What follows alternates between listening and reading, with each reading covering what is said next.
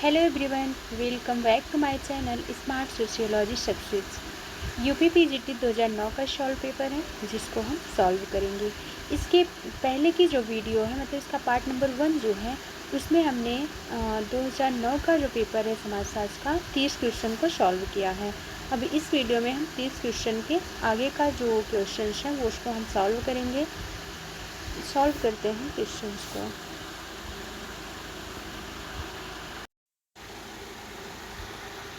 31 number का question है हमारा, भारत में पिछड़े वर्ग आयोग के प्रथम सभापति कौन थे? बीपी मंडल, बी.आर. अम्बेडकर, काका कालेलकर, एम.के. गांधी। तो इसका जो राइट आंसर है ऑप्शन नंबर सी है। भारत में पिछड़े वर्ग आयोग के प्रथम सभापति जो थे वो काका कालेलकर थे। इसमें जो है ये पिछड़े वर्ग के आरक्षण की बात की गई है। व्याख्या है देख लीजिए आप। इसके आगे का क्वेश्चन देखते हैं हम। गोल गधेड़ो किस जनजाति से संबंधित है? गोल गधेड़ो खरिया, भील, नायर, टोडा। किस जनजाति से गोल गधेड़ो जो है संबंधित है? तो ऑप्शन नंबर बी जो है हमारा ये राइट आंसर है। ये भील से संबंधित है और ये भील जनजाति जो है कहाँ की? तो ये गुजरात की है। इसमें क्या होता है तो व्याख्या देख लीजिए आप। गुजरात के भील जनजातियों में विवाह के लिए लड़कों की वीरता की परीक्षा ली जाती है। मतलब कि इसमें होली के अवसर पर या इसमें होली का अवसर ही है, उत्सव मनाने के लिए उनके समुदाय के रूप में उत्सव मनाया जाता है। तो उसी को ये क्या कहते हैं? गोल गधेड़ो कहते हैं। बट इसका प्रोसेस जो है वो क्या होता है कि एक खम्भे में या फिर एक बांस में मतलब कि एक नारियल की पोटली होती है और एक गुड़ बांध देते हैं और उसको लड़के को उतारने के लिए कहा जाता है। चारों तरफ से लड़कियां घेरी रहती हैं जो उसमें मारती होती भी हैं आई थिंक। इस तरीके का होता है इसमें, जो अगर वो लाने में कामयाब रहता है तो जिस लड़की से चाहेगा उसी से उसकी शादी हो जाएगी। अगला क्वेश्चन है, स्त्रियों व कन्याओं का अनैतिक व्यापार निरोधक कानून अपने देश में कब लागू हुआ था? मतलब कि स्त्रियों व कन्याओं का अनैतिक व्यापार रोकने के लिए जो कानून बनाया गया था वो कब बनाया गया था? 1955 में, 1956 में, 1957 में, 1961 में।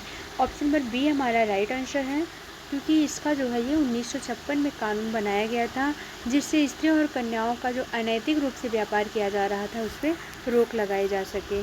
अगला क्वेश्चन है, यह किसने कहा है कि समाजशास्त्री आधुनिक समाज के पुजारी हैं? Email Durkheim, max weber, Auguste Comte, Karl Marx. तो क्या आंसर सही है? ऑप्शन नंबर सी जो है वो राइट आंसर है हमारा। इन्होंने कहा था मतलब अगस्त कॉम्ट ने कहा था समाजशास्त्री आधुनिक समाज के पुजारी हैं। वैसे इसमें आप लोग देखिए हमने व्याख्या को इंक्लूड किया हुआ है क्योंकि उससे भी कहीं ना कहीं हमें थोड़ी सी नॉलेज और मिल जाती है क्योंकि टाइम कम है, हम सही आंसर बताते चल रहे हैं। आप वीडियो को पॉज करिए और व्याख्या को पढ़ लीजिए। अगला क्वेश्चन है, विश्व के किस महाद्वीप में वधू मूल्य प्रथा ज़्यादा प्रचलित है? विश्व के किस महाद्वीप में वधू मूल्य ज़्यादा प्रचलित है? एशिया में, अफ्रीका में, यूरोप में, अमेरिका में। इसका जो राइट आंसर है ऑप्शन में बी अफ्रीका है। अगर अफ्रीका ऑप्शन में नहीं रहता तो हमारा एशिया महाद्वीप सही होगा। ये अफ्रीका के बाद एशिया में ही ऐसा होता है। देखो इसमें ये जो दिया हुआ है हॉबहाउस, व्हीलर तथा जिन्सबर्ग द्वारा 434 जनजातियों के विस्तृत अभ्यास अध्ययन इन्होंने किया के बाद क्या किया उन्होंने 303 जनजातियों में वधू मूल्य प्रथा का प्रचलन पाया गया है और यह भी अफ्रीका की प्राय सभी जनजातियों में पाया जाता है। अगला क्वेश्चन है हमारा, इंडियन सोशियोलॉजिकल सोसाइटी की स्थापना की गई थी मतलब कि किसके द्वारा की गई थी? आर के मुखर्जी के द्वारा, आर एन सक्सेना के द्वारा, जी एस घुरियो के द्वारा, ब्रिजेंद्र नाथ सिल के द्वारा। इसमें हमारा ऑप्शन नंबर जो सी है ये राइट है कि जी एस घुरियो के द्वारा किया गया था, जिन्हें भारत में समाजशास्त्र का एक मतलब विषय को प्रेरित करने का श्रेय भी दिया जाता है और इनका पूरा नाम है गोविंद सदाशिव घुरिये। इनकी जो ये है इनके द्वारा जी एस घुरिये द्वारा 1952 में मुंबई में इंडियन सोशियोलॉजी सोसाइटी की स्थापना की गई। इन्हें भारत के समाजशास्त्र के पिता की उपाधि से विभूषित भी किया गया है। किस जनजाति में भ्रातृक बहुपत्नीय विवाह का प्रचलन है? थारू, गोंड, टोडा, भील। तो भ्रातृक बहुपति विवाह है, ध्यान दीजिएगा इसको थोड़ा सा, तो प्रचलित है टोडा में। भ्रातृ क्या विवाह कहते हैं, बहुपति आप सबको आई थिंक पता ही है। इसमें और कौन सी जनजातियाँ आती हैं, तो खस आती है और टोडा आती है। अगला क्वेश्चन है, रामपुरा गांव का किस भारतीय समाजशास्त्री ने अध्ययन किया? Majumdar, M N. Srinivas, B R. Chauhan, S C. Dubey. Rampura का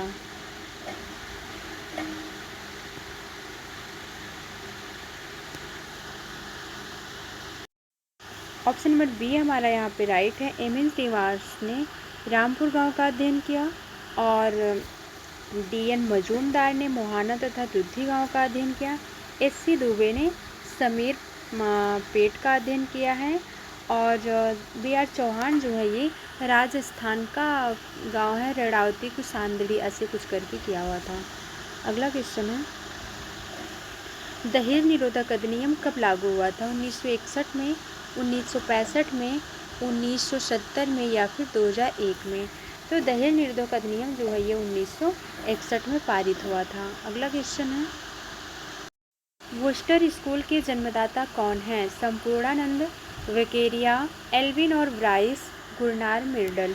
इसमें देखिए जन्मदाता पूछ रहा है तो बहुत सी इसमें कन्फ्यूजन हो जाते हैं बच्चे की संपूर्णानंद होगा, बट जब जन्मदाता पूछ रहा है तो एल्विन आर ब्राइस का आता है। इनका कहीं रेगलिस करके भी नाम होता है लेकिन एल्विन आर ब्राइस ही सही है। तो इन्होंने क्या किया था, 1902 में बोस्टन नामक स्थान पर एक गैर सरकारी जेल खाना खोला था। इस संस्था का आविष्कार सर्वप्रथम इंग्लैंड में हुआ था। ये भी क्वेश्चन बन सकता है। अगला क्वेश्चन है, आवृत्तियों को मापने के लिए सामाजिक दूरी पैमाना का विकास किया गया था, किसके द्वारा? एल थर्स्टन द्वारा, एल गटमैन द्वारा, ए बोगार्डस द्वारा, ए लुंडबर्ग द्वारा। किसने किया था?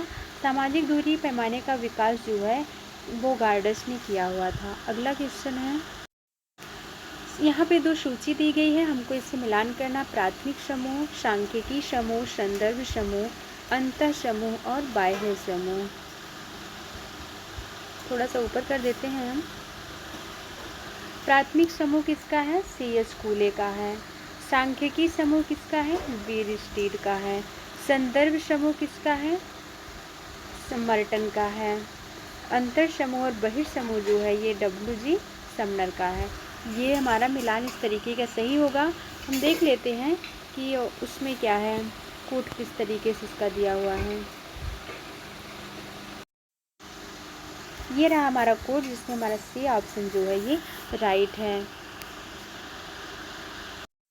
उत्पादन प्रक्रिया में कार्ल मार्क्स के अनुसार अधिकतम भूमिका होती है पूंजी की, मशीनी उपकरणों की, श्रम की, सरकार की। ऑप्शन नंबर सी हमारा राइट है। कार्ल मार्क्स की अधिकतम भूमिका जो होती है वो श्रम की होती है। यूथ कंपटीशन की जो बुक उसमें कहीं कहीं ऑप्शन बी भी दिया हुआ है मशीन उपकरणों की, लेकिन इसमें से ज़्यादा परफेक्ट जो हो रहा है जिसके बारे में मार्क्स ने ज़्यादा बात की है तो वो श्रम की बात की है। अगला क्वेश्चन है हमारा, निम्न में से कौन से समाजशास्त्री शिकागो स्कूल से संबद्ध हैं? ये इस्माइल, काम, दुर्खीम, इनमें से कोई नहीं। तो जो शिकागो से संबंधित है ऑप्शन नंबर ए इस्माइल है। मतलब कि एल्विन इस्माइल इनका पूरा नाम है, जो 1854 से लेकर के 1916 में रहे और शिकागो में ही मतलब कि विश्वविद्यालय समाजशास्त्र की स्थापना हुई थी। 1876 में वहाँ पे समाजशास्त्र विभाग की भी स्थापना हुई थी। अगला क्वेश्चन है, सामाजिक परिवर्तन का चक्रीय सिद्धांत से संबंधित है? सोरोकिन एवं मार्क्स से संबंधित है चक्रीय सिद्धांत, या फिर पेरेटो और सोरोकिन से संबंधित है, वेवलिन एवं पेरेटो से संबंधित है, या फिर मार्गन एवं बोगार्डस से संबंधित है? तो ये हमारा जो है option number B right answer है। सामाजिक परिवर्तन के सिद्धांत में पेरेटो, सोरोकिन आदि जो है वो सम्मिलित हैं। यहाँ पे देखिए सोरोकिन सम्मिलित है तो मार्क्स सम्मिलित नहीं है ना, यहाँ पे पेरेटो सम्मिलित है तो वेवलिन नहीं सम्मिलित है और यहाँ पे कोई भी नहीं सम्मिलित है। अगला क्वेश्चन है हमारा, मैक्स वेबर एक बौद्धिक व्यक्तित्व के लेखक कौन है? Max Weber, Ruth Benedict, Reinhard Bendix, Ralph Linton. तो मैक्स वेबर का जो है कि एक बौद्धिक व्यक्तित्व है वो option number C Reinhard Bendix की है। अगला क्वेश्चन है, कथन और कारण दिया हुआ है यहाँ पे। भगवान दास के अनुसार धर्म और विज्ञान एक दूसरे के पूरक हैं। कारण कह रहा है कि वैज्ञानिक विचारों का प्रभाव बढ़ने के साथ ही विभिन्न धर्मों के विभेद बढ़ते हैं। तो इसमें क्या सही, ए और आर दोनों सही है या फिर आर एक सही कारण की सही व्याख्या कर रहा है। ऑप्शन बी कह रहा है कि ए और आर दोनों सही हैं लेकिन आर ए की सही व्याख्या नहीं कर रहा है। अगला है कि ए सत्य है लेकिन आर गलत है। ए और आर दोनों गलत है। क्या इसमें होगा? इसमें देखो जो ये कह रहा है कि डॉक्टर भगवान दास के अनुसार धर्म और विज्ञान एक दूसरे के पूरक है। तो नहीं, डॉक्टर भगवान दास ने मतलब कि ये नहीं, मतलब ये जो डॉक्टर भगवान दास के अनुसार धर्म और विज्ञान एक दूसरे के पूरक है ये सही है। लेकिन जो कारण आर कह रहा है कि वैज्ञानिक विचारों का प्रभाव बढ़ने के साथ ही विभिन्न धर्मों के विभेद बढ़ते हैं, ये जो है ये राइट आंसर नहीं है। तो इसमें हमारा कहाँ दिख रहा है? ऑप्शन नंबर सी, ये सत्य है और आर जो है वो गलत है। अगला है ऐसे ये भी है कि सामान्यतः जटिल समाजों में अवैयक्तिक संबंध प्रबल होते हैं। कथन ये कह रहा है, कारण आर कह रहा है कि जटिल समाजों में जनसंख्यात्मक घनत्व अधिक होती है। तो क्या सही इसमें देखो रहा सामान्यतः जटिल समाजों में अवैयक्तिक संबंध प्रबल होते हैं, ये सही है। और जटिल समाजों में जनसंख्यात्मक घनत्व अधिक होते हैं, ये भी सही है। इसलिए हमारा ऑप्शन नंबर ए जो है ये सही हो जाएगा। ए और आर दोनों सही हैं। आर एक के कारण की सही व्याख्या भी करता है। अगला क्वेश्चन है, ग्राम नगर सातत्य की संकल्पना इस विचार के बिल्कुल विपरीत है कि ग्राम तथा नगर समानांतर व्यवस्थाएं हैं। आर कह रहा है कि रॉबर्ट रेडफील्ड ने ग्राम नगर सातत्य की संकल्पना को विकसित करने में महत्वपूर्ण योगदान दिया, ये तो सही है। ऐसा लग रहा है कि इसमें दोनों चीज़ें सही हैं लेकिन व्याख्या सही नहीं कर रही हैं। तो चल के हम ऑप्शन दे हैं। ए यहाँ पे ये है, बी ऑप्शन देखते हैं क्या है। देखो इसमें हमारा बी ऑप्शन सही है कि दोनों सही तो हैं लेकिन व्याख्या सही नहीं कर रहे हैं। ग्राम नगरीय सातत्य का मूल रूप से विकास जो है वह सोरोकिन जिम्मरमैन ने किया था और यहाँ पे उसको परिष्कृत करने में प्रस्तुत करने का श्रेय प्रोफेसर रेडफील्ड को जाता है। इस तरीके से यहाँ पे यह रहा। अगला क्वेश्चन देखते हैं। कथन ये कहता है, अब हिंदू विवाह को संस्कार से अधिक संविदा समझा जाता है। कारण कह रहा है भारतीय समाज पर पश्चिमी विचारधारा का व्यापक प्रभाव पड़ा है। क्या सही होगा? इसमें देखो अब हिंदू विवाह एक कॉन्ट्रैक्ट जो कह रहा है कॉन्ट्रैक्ट हो गया है, ये भी सही है। इस पर पश्चिमी विचारधारा का प्रभाव पड़ा है, ये भी पड़ा, और भी पड़े हैं, लेकिन ये भी मानना चाहिए कि पश्चिमी विचारधारा का प्रभाव ज़्यादा पड़ा। तो इसलिए हमारा ऑप्शन नंबर ए जो है ये सही है। अगला क्वेश्चन है, संयुक्त परिवार की कौन सी विशेषता सही नहीं है? जॉइंट फैमिली, बड़ा आकार, सदस्यों के बीच निश्चित संस्तरण, परंपराओं पर आधारित संरचना, सदस्यों में औपचारिक संबंध। तो यहाँ पे ऑप्शन नंबर डी जो है ये हमारा सही नहीं है, क्योंकि इसमें देखो संयुक्त परिवार में बड़ा आकार भी होता है, निश्चित संस्तरण उनके बीच में होता है, परंपरा आधारित उनकी एक संरचना बनी रहती है, ये भी होता है, कई पीढ़ी के लोग रहते हैं उसमें, बट औपचारिक संबंध नहीं पाया जाता है। निम्नलिखित में से किस एक को स्वतंत्र रूप से परिभाषित भूमिका कहा जा सकता है? पिता, अध्यापक, चित्रकार, अधिकारी। क्या हो सकता है इसमें? देखो इसमें अध्यापक भी आ सकते हैं, लेकिन इसमें पिता, अध्यापक, अधिकारी क्यों नहीं आते? क्योंकि हमारा ऑप्शन नंबर यहाँ पे सी राइट है। चित्रकार जो होता है जब अपनी चित्रकारी करेगा तो उसको एकदम स्वतंत्र रहना चाहिए, वह स्वतंत्र होकर के करता है। किसी का प्रेशर हो कि ऐसे करो वैसे करो तो चित्रकार अपना चित्र बना ही नहीं पाएगा। इसलिए इसमें स्वतंत्र भूमिका की बात कर रहा है तो चित्रकार सही हो जाएगा। समुदाय वह लघुत्तम क्षेत्रीय समूह होता है जो सामाजिक जीवन के सभी पहलुओं को अंगीकार कर सकता है। यह मत किसका है? तो समुदाय वह लघुत्तम क्षेत्रीय समूह है। आपको डिफिनेशन लगभग एक कोड बना लेना चाहिए, उससे समझना चाहिए। ऑप्शन नंबर बी जो है हमारा सही है। अगला क्वेश्चन है, पार्सन्स के अनुसार सामाजिक संरचना को बने रहने के लिए उसे निम्नलिखित में से कौन कौन से प्रकार करने की आवश्यकता है? क्या सही? अनुकूलन, सामाजिक क्रिया, ये सब है, उसमें कूट भी है। तो देखो पार्सन्स ने जो बताया एजिल मॉडल, सबसे पहले उसमें अनुकूलन होता है, ठीक है। अनुकूलन के बाद उसमें एकीकरण होता है, एकीकरण के बाद लक्ष्य प्राप्ति, फिर उसमें होता है प्रतिरूप अनुरक्षा, यानी जो उन्होंने बात की है यथास्थिति की। अगला क्वेश्चन है, निम्नलिखित में से कौन सा गलत है? प्रत्येक समिति की स्थापना कुछ निश्चित उद्देश्यों को ध्यान में रखकर की जाती है। ए कह रहा है। बी है समिति का संबंध व्यक्तियों से नहीं बल्कि पद्धति और कार्यप्रणालियों से। कार्यप्रणालियाँ तो बिल्कुल नहीं यहाँ पे जिनके हम लक्ष्य प्राप्त करते हैं। समिति व्यक्ति का वह समूह है जो समान उद्देश्यों के आधार पर संगठित होता है।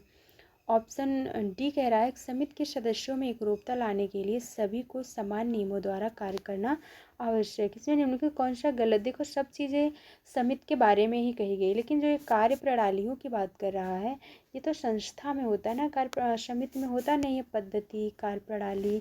तो ये हमारा ऑप्शन नंबर बी सही हो जाएगा, जो इसके अनुरूप ये ऑप्शन गलत है। अगला क्वेश्चन है, सन 1931 की जनगणना में हट्टन ने अपृष्ठ जातियों को किस नाम से संबोधित किया है? तो बाहरी जाति, अनुसूचित जाति, दलित जाति, अछूत जाति। तो इसमें ऑप्शन नंबर ए हमारा जो है ये राइट है कि हट्टन ने 1931 की जनगणना के अकॉर्डिंग उनको बाहरी जाति बताया हुआ था। संविधान के किस अनुच्छेद में अनुसूचित जाति को संसद में प्रतिनिधित्व हेतु आरक्षण प्रदान किया गया है? 330, 332, 335, 338। हमारा ऑप्शन नंबर ये जो है राइट है कि 330 के अकॉर्डिंग अनुसूचित जाति को संसद में प्रतिनिधित्व के लिए आरक्षण दिया गया है। देखो 330 और 332 में लोकसभा राज्यसभा में अनुसूचित जाति हो या फिर जनजाति हो, दोनों के लिए स्थान सुरक्षित रखा गया है। मंडल आयोग ने पिछड़े वर्गों के चयन के लिए निम्नलिखित में से किससे महत्वपूर्ण माना है? किसे महत्वपूर्ण माना है? जाति, शैक्षणिक, आर्थिक आधार को माना, कि सामाजिक, शैक्षणिक, आर्थिक आधार को माना, या फिर जातिगत, शैक्षणिक तथा राजनीतिक को माना, या फिर सांस्कृतिक, आर्थिक और सामाजिक को माना? किसको माना है? ऑप्शन नंबर बी जो है ये हमारा राइट है कि मंडल आयोग ने पिछड़े वर्ग का चयन करने के लिए सामाजिक, शैक्षणिक और आर्थिक आधार माने थे। भारतीय संविधान का कौन सा अनुच्छेद राष्ट्रपति को सामाजिक और शैक्षणिक रूप से पिछड़े वर्गों का पता लगाने के लिए एक आयोग को नियुक्त करने का अधिकार देता है? 340(1), 341, 342, 365। देखो क्या कह रहा है, सामाजिक और शैक्षणिक रूप से पिछड़े वर्गों का पता लगाने के लिए जो देता है वो ऑप्शन नंबर ए में देता है, 340 में देता है, 1 में। अगला क्वेश्चन है, भारत में स्त्रियों की परिस्थिति से संबंधित निम्नांकित कथनों में से सही कथन का चयन कीजिए। स्त्री शिक्षा तथा स्त्रियों की सामाजिक परिस्थिति के बीच एक सकारात्मक सहसंबंध, मतलब सही का हमको चुनाव करना है। सन 1982 में राष्ट्रीय महिला आयोग की स्थापना की गई। इस्लाम का दर्शन स्त्रियों की आर्थिक स्वतंत्रता को सबसे अधिक महत्व देता है। जनजातियों में पितृसत्तात्मक परिवार बढ़ने के साथ ही स्त्रियों की स्वतंत्रता बढ़ती जाती है। क्या सही है? इसमें हमारा जो सही है वो ऑप्शन नंबर ए सही है। स्त्री शिक्षा तथा स्त्रियों की सामाजिक परिस्थिति के बीच एक सकारात्मक सहसंबंध है, ये सही है। हमने पूरा 60 क्वेश्चन को कंप्लीट कर लिया है। अब इसके आगे की वीडियो में फिर से 30 क्वेश्चन लेके आएंगे जल्दी ही, क्योंकि एग्ज़ाम तक सारे सेट को करवा देने हैं। Thanks for watching video.